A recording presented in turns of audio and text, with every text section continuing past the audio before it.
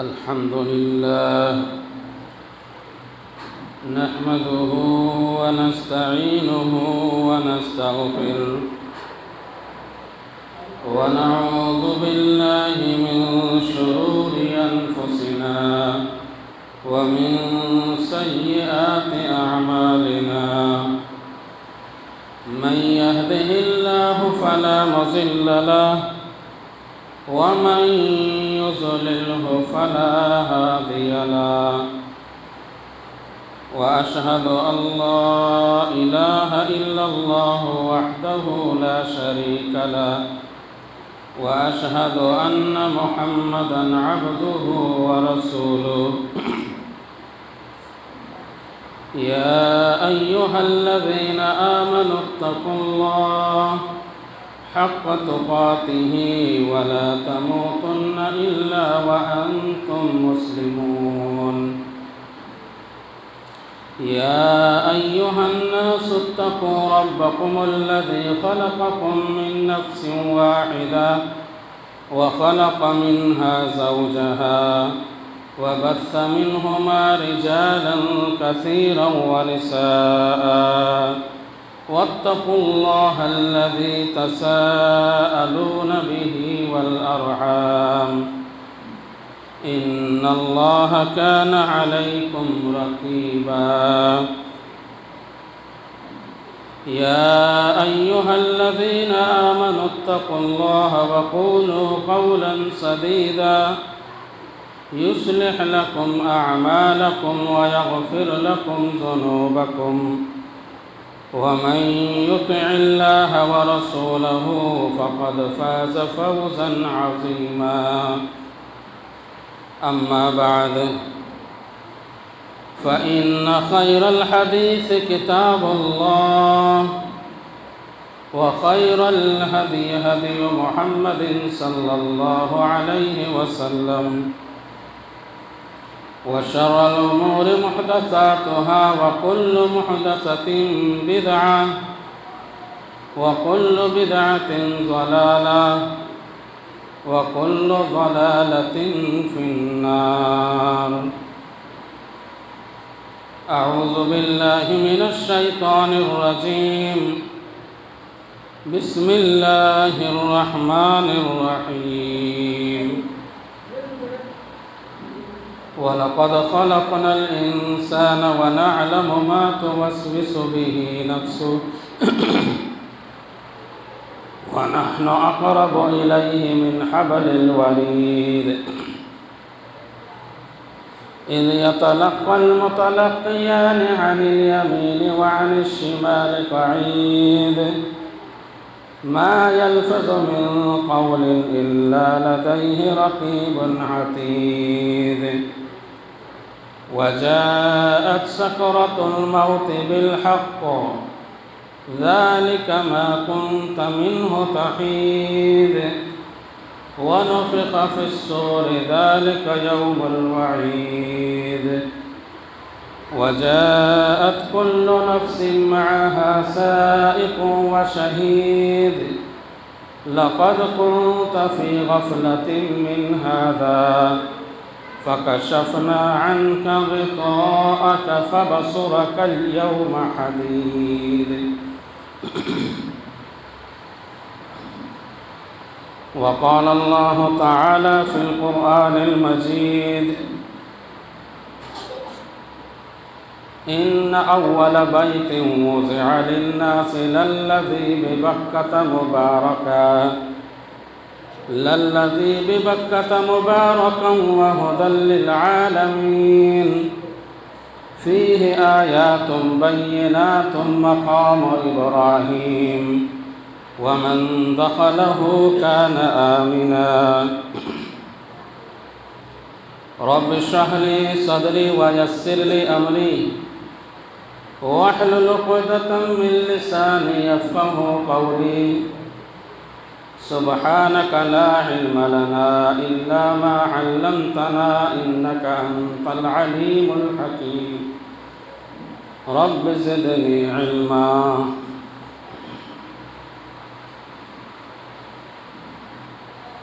معزز حاضرین جمعہ، محترم بزرگوں، نوجوان ساتھیوں، پردہ نشین خواتین اسلام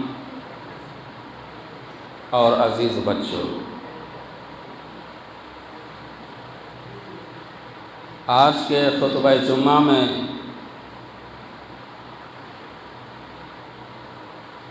جس موضوع کے تحت کچھ باتیں رکھنا چاہتا ہوں وہ ہے فضائل حرمین شریفین۔ اس سے قبل جمعہ میں نے آپ کے سامنے فریضہ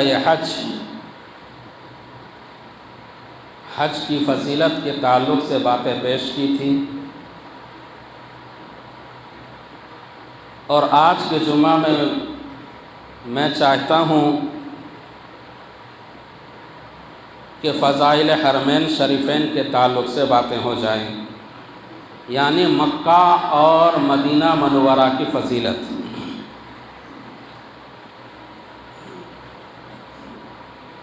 مکہ مکرمہ ہی وہ جگہ ہے جہاں حج کے تمام مناسک، حج کے تمام فریضہ ادا کیے جاتے ہیں۔ مکہ مکرمہ پوری دنیا کے بسنے والے عالم انسان کے لیے مرکز ہے، سینٹر ہے اور ہدایت کا مرکز ہے۔ مکہ مکرمہ دنیا کے بسنے والے تمام گاؤں کی ماں ہے، جسے اللہ رب العزت نے قرآن مجید کے اندر ارشاد فرمایا ام القری۔ مکہ مکرمہ اللہ رب العزت کو سب سے زیادہ محبوب، پسندیدہ جگہ اگر کوئی ہے تو وہ مکہ مکرمہ ہے۔ اسی لیے آخری نبی جناب محمد رسول اللہ صلی اللہ علیہ وسلم کی بعثت مکہ مکرمہ میں ہوئی۔ آپ نے 13 سالہ زندگی مبعوث نبوت کے آپ نے مکہ مکرمہ میں گزارے، اور اللہ کے نبی جناب محمد رسول اللہ صلی اللہ علیہ وسلم کو مکہ مکرمہ سب سے زیادہ محبوب شہر ہے۔ جب اللہ کے نبی صلی اللہ علیہ وسلم مکہ سے ہجرت کر کے مدینہ منورہ جانے لگے، قریش مکہ نے آپ کو مکہ میں رہنا دوبھر کر دیا،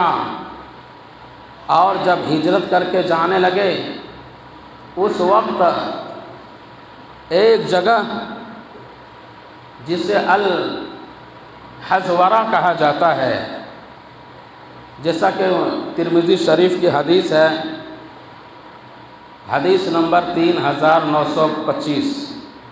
علامہ ناصر الدین البانی رحمۃ اللہ علیہ نے اس حدیث کو صحیح قرار دیا ہے۔ راوی عبداللہ بن عدی الحمرہ الزہری رضی اللہ عنہ ہے کہ رأیت رسول اللہ صلی اللہ علیہ وسلم واقفا المقام الحزورہ، اللہ کے نبی جناب محمد رسول اللہ صلی اللہ علیہ وسلم مکہ مکرمہ سے نکل کر کچھ دور ایک جگہ مقام الحزورہ ہے، آپ صلی اللہ علیہ وسلم وہاں کھڑے ہو جاتے ہیں، اور اپنا رخ کو، اپنے چہرے مبارک کو خانہ کعبہ کی طرف آپ کر لیتے ہیں اور کہتے ہیں واللہ انک لخیر ارض اللہ، کہ اللہ کے قسم اے مکہ مکرمہ، تو کتنا عظیم گھر ہے، تو کتنا محبوب گھر ہے، وَأَحِبُّ إِلَى اللَّهِ إِلَى الْأَرْضِ، اور اللہ سبحانہ وتعالیٰ کی سب سے زیادہ محبوب جگہ، سب سے زیادہ محبوب شہر ہے۔ وَلَوْلَا إِنِّي أُخْرِجْتُ مِنْكَ مَا خَرَجْتُ، اگر یہاں کے لوگ مجھے یہاں سے نکلنے پر مجبور نہیں کرتا تو میں کبھی بھی مکہ مکرمہ چھوڑ کر کبھی بھی نہیں جاتا۔ اور ایک اور حدیث ہے، مسلم شریف کی حدیث ہے، عبداللہ بن عباس رضی اللہ عنہ حدیث کے راوی ہیں۔ اللہ کے نبی صلی اللہ علیہ وسلم فرماتے ہیں ما اطیبک من بلد احب الی اللہ، اے مکہ مکرمہ تو کتنا محبوب شہر ہے اور اللہ کی سب سے زیادہ پسندیدہ جگہ ہے۔ ولولا ان قومی اخرجونی ما سکنت، اگر یہاں کے لوگ اخرجونی مجھے نکلنے پر مجبور نہ کرتا تو ما سکنت غیر ذالک، تو میں یہاں سے کبھی بھی نہیں نکلتا۔ پتہ چلا مکہ مکرمہ روئے زمین میں سب سے افضل اور ہدایت کا مرکز ہے۔ اور وہ آیت کریمہ جو خطبہ مسنونہ کے بعد میں نے آپ کے سامنے تلاوت کی ہے، سورہ آل عمران آیت نمبر 96، اللہ رب العزت ارشاد فرماتا ہے ان اول بیت وضع للناس للذی ببکۃ مبارکا وہدی للعالمین، کہ پہلا وہ گھر خانہ کعبہ، مکہ مکرمہ میں خانہ کعبہ ہے، وضع للناس، جو لوگوں کے لیے تعمیر کیا گیا تھا، جو لوگوں کے لیے بنائی گئی تھی، للذی ببکہ، اور وہ مکہ مکرمہ میں ہے، للذی ببکۃ مبارکا، اور یہ گھر بابرکت گھر ہے، وہدی للعالمین، اور تمام جہان پورے دنیا میں بسنے والے لوگوں کے لیے ہدایت کا مرکز ہے۔ ان اول بیت وضع للناس، سب سے پہلا وہ گھر جو انسانوں کی عبادت کے لیے تعمیر کیا گیا تھا وہ مکہ مکرمہ میں خانہ کعبہ ہے۔ اب سوال یہ پیدا ہوتا ہے کہ خانہ کعبہ کو تعمیر کس نے کیا؟ اللہ رب العزت سورۃ البقرہ آیت نمبر 127 کے اندر ارشاد فرماتا ہے وَإِذْ يَرْفَعُ إِبْرَاهِيمُ الْقَوَاعِدَ مِنَ الْبَيْتِ وَإِسْمَاعِيلُ رَبَّنَا تَقَبَّلْ مِنَّا إِنَّكَ أَنْتَ السَّمِيعُ الْعَلِيمُ،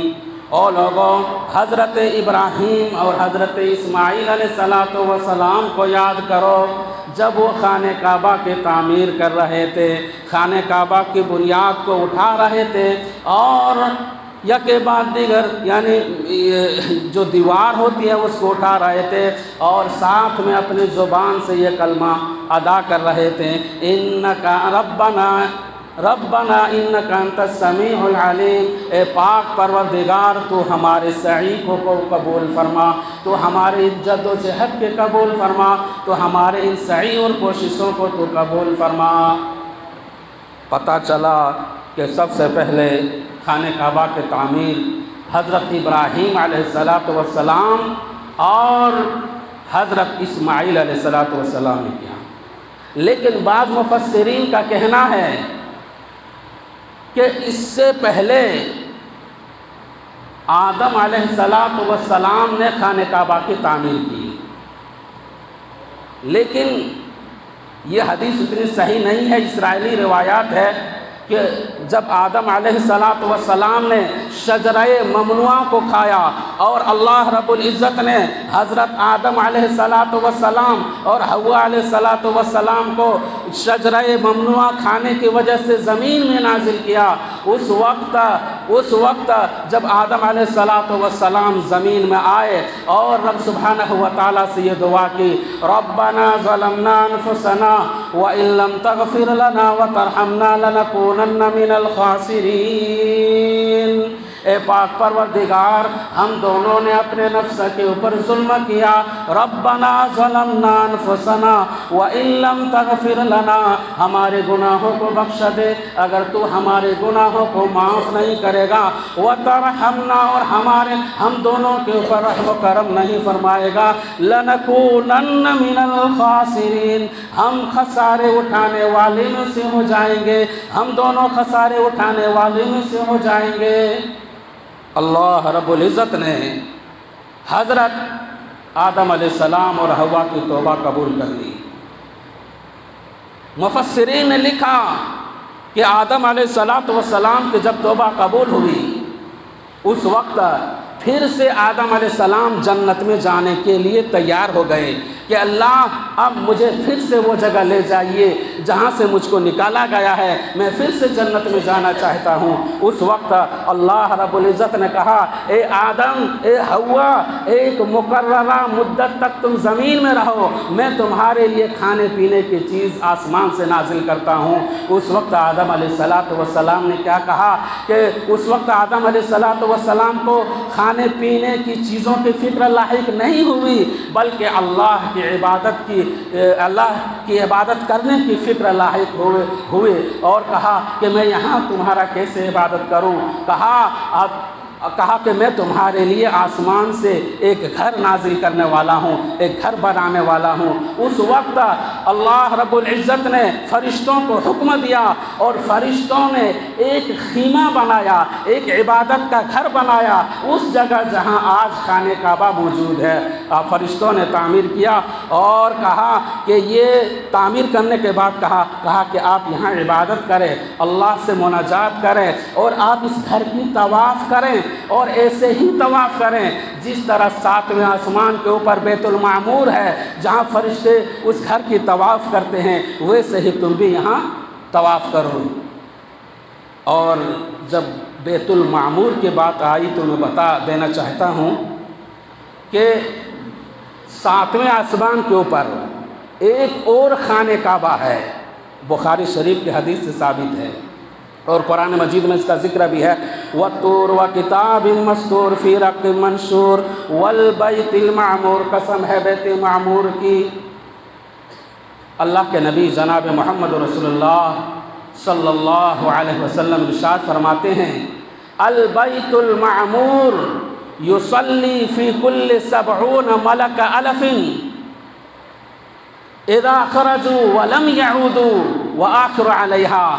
कि बैतुल मामूर सातवें आसमान के ऊपर एक मस्जिद है जहाँ हर रोज़ 70,000 फरिश्ते वहाँ जाकर इबादत करते हैं और वहाँ जाकर उसकी तवाफ़ करते हैं। वइदा खरजू, और जब 70,000 फरिश्ते वहाँ से निकल जाते हैं, वलम यऊदू, फिर वो जाने की तमन्ना करते हैं, फिर वो जाने के मुतमन्नी होते हैं, लेकिन वह आखिर अलैहा, उसको फिर दोबारा यानी लाइन लगे रहते हैं कि फिर से मुझे दोबारा जगह मिल जाए ताकि फिर से मैं वहाँ जाके नमाज़ पढ़ूँ, वहाँ जाकर फिर मैं जाके तवाफ़ करूँ, लेकिन उसको फिर दोबारा मौका नहीं मिलेगा, यहाँ तक कि इसराफील अलैहिस्सलातु वस्सलाम सूर में फूंक देंगे। इससे पता चला कि फरिश्तों की कितनी ज़्यादा तादाद है, कितनी तादाद है फरिश्तों की जो अल्लाह की इबादत के लिए हर वक्त कोसा रहते हैं। और इसीलिए आज जो दीन से भटक रहे हैं, शरीयत इस्लामिया से रूगर्दानी कर रहे हैं, रब के कुरान और जनाब मोहम्मद रसूलुल्लाह सल्लल्लाहु अलैहि वसल्लम से इन्हिराफ कर रहे हैं, उसे सोचना चाहिए कि अगर हम दीन से भटक रहे हैं, कुरान और हदीस को छोड़कर हम गैर चीज़ों पर हम अपना दीन को इस्तेवार कर रहे हैं, तो उसे सोचना चाहिए कि अल्लाह ताला को तुम्हारी इबादत की ज़रूरत नहीं है। अल्लाह की इबादत करने के लिए इतने फरिश्ते मौजूद हैं, इतने फरिश्ते मौजूद हैं। तो फ़तह और हज़रत कतादा रज़ियल्लाहु अन्हु की हदीस है कि ज़ुकिर लना रसूलुल्लाह सल्लल्लाहु अलैहि वसल्लम अल बैतुल मामूर مسجد فی السماء بحذاء الکعبہ کہ بیت المعمور 7ویں آسمان کے اوپر ایک خانہ کعبہ کی ٹھیک 7ویں آسمان کے اوپر بیت المعمور ہے، خر لخر علیہا، اگر اس بیت المعمور کو آسمان سے گرا دیا جائے تو ٹھیک خانہ کعبہ کے اوپر آ کر گرے گی۔ اور حضرت علی رضی اللہ عنہ سے بیت المعمور کے متعلق سوال کیا گیا۔ حافظ فتح الباری میں حافظ ابن حجر عسقلانی رحمۃ اللہ علیہ نے اس حدیث کو ذکر کیا کہ حضرت علی رضی اللہ عنہ سے سوال کیا گیا تو فرمایا البیت المعمور بحیات البیت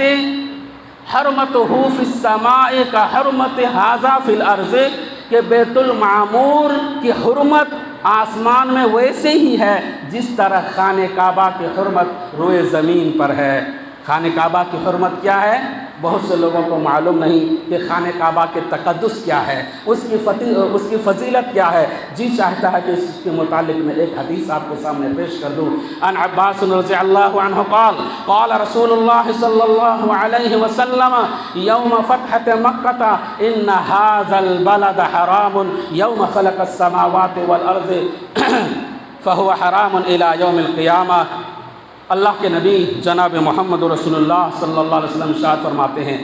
راوی حدیث عباس رضی اللہ عنہ ہے۔ اللہ کے نبی صلی اللہ علیہ وسلم فتح مکہ کے دن جب آپ 1,24,000 پیغمبر کو لے کر شان و شوکت کے ساتھ خانہ کعبہ میں داخل ہوتے ہیں، اور صحابہ کرام آج خوشی منا رہے ہیں کہ جن لوگوں نے مجھے خانہ کعبہ سے نکلنے پر مجبور کیا تھا، جن لوگوں نے مجھے یہاں کی مقدس زمین کو چھوڑنے پر مجبور کیا تھا، آج میں ان سے ایک ایک سے بدلہ لوں گا، گن گن کے بدلہ لوں گا، اور آج خون بہایا جائے گا۔ اس وقت اللہ کے نبی صلی اللہ علیہ وسلم نے کہا کہ آج خون بہانے کا دن نہیں بلکہ آج معافی درگزر کرنے کا دن ہے۔ جاؤ، میں ان کے تمام لغزشوں کو میں ان کے مکہ مکرمہ میں اپنے بھائی کے تمام ان لغزشوں کو میں درگزر کرتا ہوں۔ لا تثریب علیکم اليوم اذهبوا انتم الطلقاء، جاؤ کہ جاؤ، آج تمہارے تمام لغزشوں کو معاف کیا جاتا ہے۔ لیکن کچھ ایسے صحابی تھے اور کچھ ایسے مجرمین جو نبی کریم صلی اللہ علیہ وسلم کو بہت ستایا، دکھ دیا، اس کے متعلق قتل کا حکم نازل ہوا۔ تو فرمایا ان ھذا البلد حرام، یہ خانہ کعبہ بلد امین ہے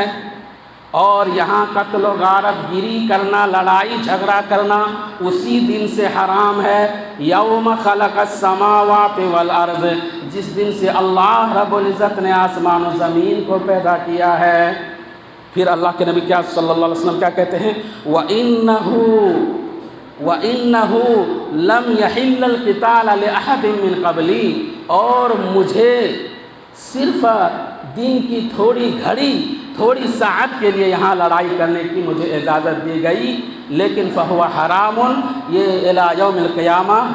خانہ کعبہ حرمت کی جگہ ہے، یہاں لڑائی جھگڑا نہ کیا جائے۔ اب سوال پیدا ہوتا ہے، جب خانہ کعبہ حرمت کی جگہ ہے، لڑائی جھگڑا نہیں کرنا چاہیے اور نہ ہی وہاں لڑائی جھگڑا کر سکتے ہیں، تو اللہ کے نبی صلی اللہ علیہ وسلم کو وہاں قتل کرنے کی اجازت کیوں دی گئی؟ مفسرین اور محدثین نے لکھا ہے کہ کچھ ایسے صحابہ ہیں، مولانا سیف الرحمن مبارک پوری الرحیق المختوم کے اندر لکھتے ہیں کہ عبداللہ عبد العزہ اور عبداللہ بن اسود اور حبار بن اسود، مقیس بن صفافہ اور نوفیل بن وہب اور اس طریقے کے کچھ ایسے مجرمین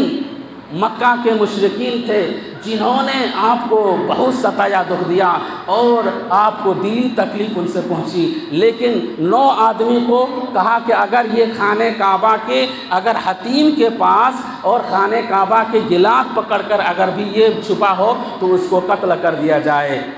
تو جب 9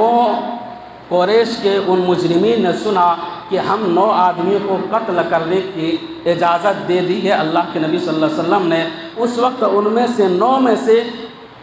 بہت سے ایسے تھے جیسے حبار بن اسود، انہوں نے اسلام قبول کر لیا، اور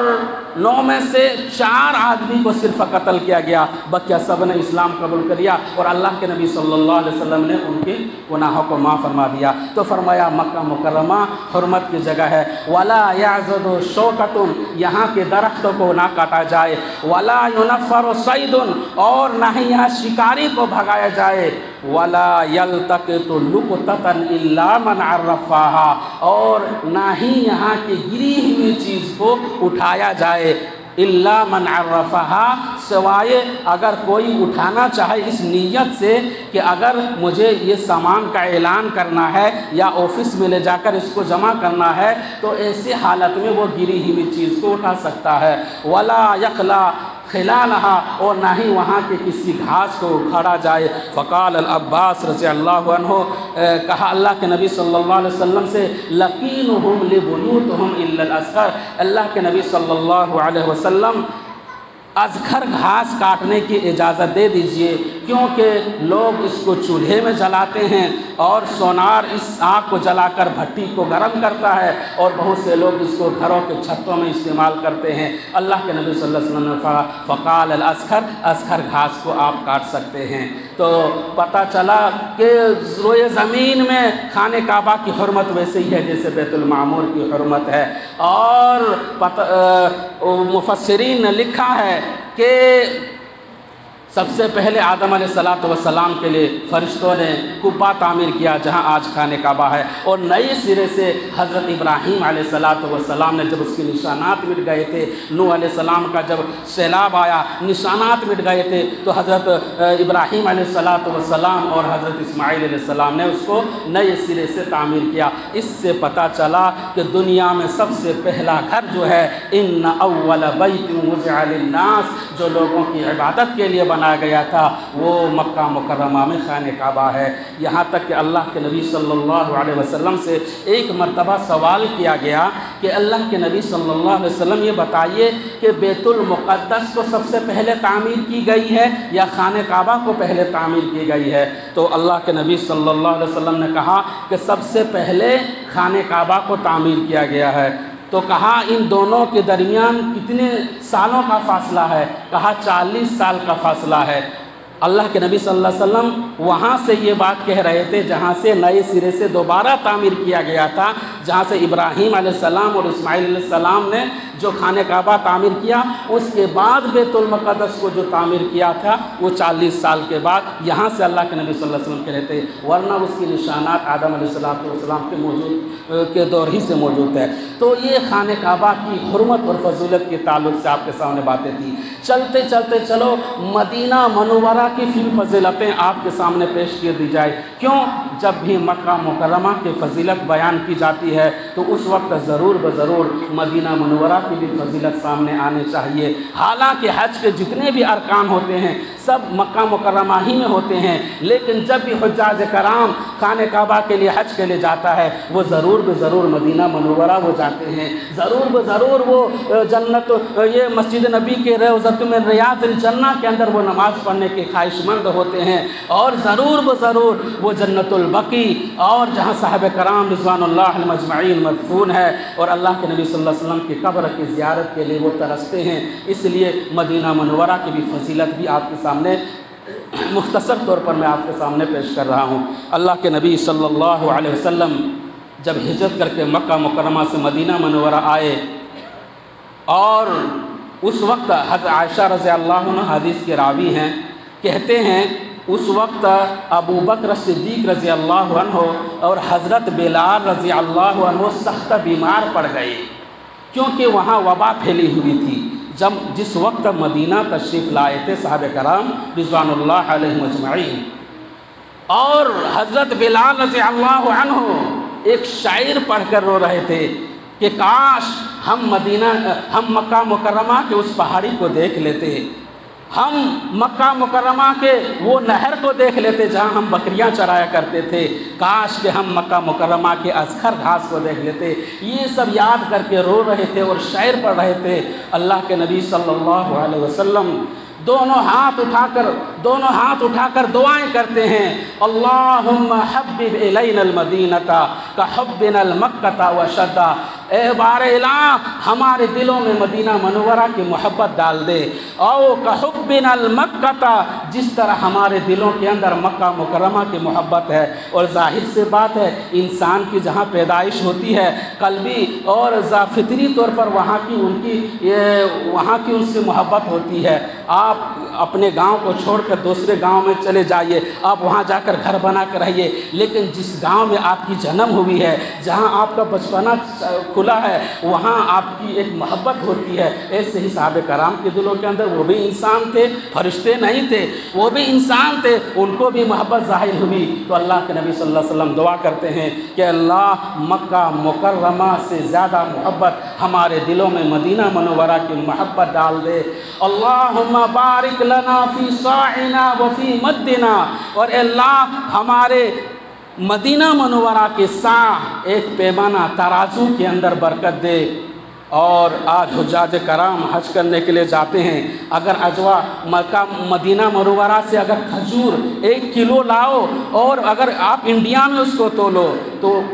غالباً 1.5 کلو کے لگ بھگ ہوگا۔ کیوں؟ یہ اللہ کے نبی صلی اللہ علیہ وسلم کی دعا کا اثر ہے۔ وفی ثمرنا، اے اللہ ہمارے ناپ تول جس سے یہاں مدینہ میں کی جاتی ہے، اے اللہ ان کے اندر تو برکت نازل فرما۔ وصحھا لنا، اور یہاں کے ہوا کے اندر صحت یاب اور صحت بخش ہوا مدینہ منورہ کو بنا۔ اور آج نبی اکرم صلی اللہ علیہ وسلم کی دعا کا اثر ہے کہ آپ جتنے بھی بیماری لے کر آپ مدینہ منورہ جائیں گے، وہ بیماری جب تک آپ مدینہ منورہ میں رہیں گے، وہ بیماری اس وقت آپ کے اوپر لاحق نہیں ہوگی۔ اس وقت آپ صحت مند رہیں گے۔ جب مدینہ منورہ سے آپ اپنے وطن کو لوٹ آئیں گے تو پھر وہ بیماری آپ کے اوپر آ جائے گی، لیکن جب تک مدینہ میں رہیں گے آپ کے اوپر کوئی بیماری نہیں آ سکتی ہے۔ کیوں؟ اللہ کے نبی صلی اللہ علیہ وسلم نے وہاں کی صحت یابی کے لیے دعا کی، وَانْقُلْ حُمَاهَا إِلَى الْجُحْفَةِ، اور اللہ کے نبی صلی اللہ علیہ وسلم نے دعا کی کہ اللہ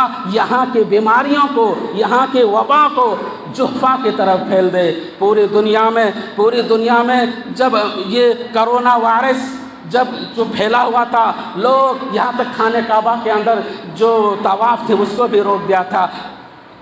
گنے چنے آدمی ہی طواف کر سکتے تھے، لیکن اس وقت مدینہ منورہ میں یہ بیماری نہیں پھیلی ہوئی تھی۔ کیوں؟ اللہ کے نبی صلی اللہ علیہ وسلم کی دعا کا اثر تھا۔ اور یہ دعا بھی کی ہے اللہ کے نبی صلی اللہ علیہ وسلم نے کہ مکہ اور مدینہ میں کانا دجال داخل نہیں ہو سکتا، مکہ اور مدینہ میں کانا دجال داخل نہیں ہو سکتا۔ اور پوری دنیا میں جب تمام لوگ ایمان سے ہاتھ دھو بیٹھیں گے، یعنی شریعت اسلامیہ کا جب دھجیاں اڑائیں گے اور پوری دنیا میں ایمان والا کوئی نہیں رہے گا، اس وقت مدینہ منورہ کے اندر لوگ مکہ اور مدینہ ہی کے اندر ایمان والے ہوں گے۔ جیسا کہ اللہ کے نبی صلی اللہ علیہ وسلم نے ارشاد فرمایا، الایمان یعذر بالمدینہ، آخر دور میں قیامت کے قریب ایمان مدینہ کی طرف اس طرح سکڑ کر چلا جائے گا، کما یعذر الحیۃ فی حجرہا، جس طرح سانپ اپنے بلوں سے نکلتا ہے اور چاروں طرف گھوم گھام کر پھر وہی سوراخ میں گھس جاتا ہے، ویسے ہی ایمان پوری دنیا میں گھومنے کے بعد پھر مدینہ کی طرف ایمان لوٹ جائے گا، یعنی صرف ایماندار مدینہ ہی میں ہوں گے۔ اس وقت کانے دجال کا ظہور ہوگا، اور جو بھی مشرک اور منافق مدینہ کے اندر ہوں گے، مدینہ کے اندر جو بھی مشرک کافر ہوں گے، اللہ رب العزت کا حکم ہوگا، وہاں بھوچال آئے گا مدینہ منورہ کے اندر، جتنے بھی کافر ہوں گے، مشرک ہوں گے، فاسق ہوں گے، سب کے سب مدینہ منورہ سے نکل جائیں گے، اور صرف یوم الخلاص صرف مومن ہی لوگ باقی رہ جائیں گے۔ تو یہ مدینہ منورہ کی بھی بہت زیادہ اہمیت و فضیلت ہے، اور خانہ کعبہ کی بھی بہت زیادہ اہمیت و فضیلت ہے۔ تو ہمیں جب بھی اللہ توفیق اگر دے مکہ اور مدینہ جانے کی تو ہم مکہ مکرمہ کی بھی وہاں جائیں اور مدینہ منورہ بھی جائیں، اور وہاں جو اسلامی تاریخی مقامات ہے وہاں جا کر آپ اس کا معائنہ کریں، اسے سب سے ہم اللہ تعالیٰ سے دعا کرتے ہیں کہ بار الہ ہم تمام مسلمانوں کو مکہ اور مدینہ کی زیارت نصیب عطا فرمائے، ہم تمام مسلمانوں کو دلوں کے اندر مکہ اور مدینہ کی محبت کو کوٹ کوٹ کر بھر دے۔ بار الہ ہم میں سے جو بیمار ہیں بار الہ تو ان کو شفاء کاملہ و عاجلہ عطا فرما، ہم میں سے جو پریشان ہیں ان پریشان حالوں کو تو دور فرما دے، جو مقروض ہیں قرض کی ادائیگی کی توفیق عطا فرما، اور جب تک ہم اس دنیا میں زندہ رہیں ایمان و اسلام کے حالت میں زندہ رہیں اور ہمارا خاتمہ ہو ایمان بالخیر پر خاتمہ ہو، آمین۔ وآخر دعوانا الحمدللہ رب العالمین۔ بارک اللہ لنا ولکم فی القرآن العظیم ورفعنی بالآیات والذکر الحکیم، انہ تعالی جواد کریم ملک بر رؤوف رحیم۔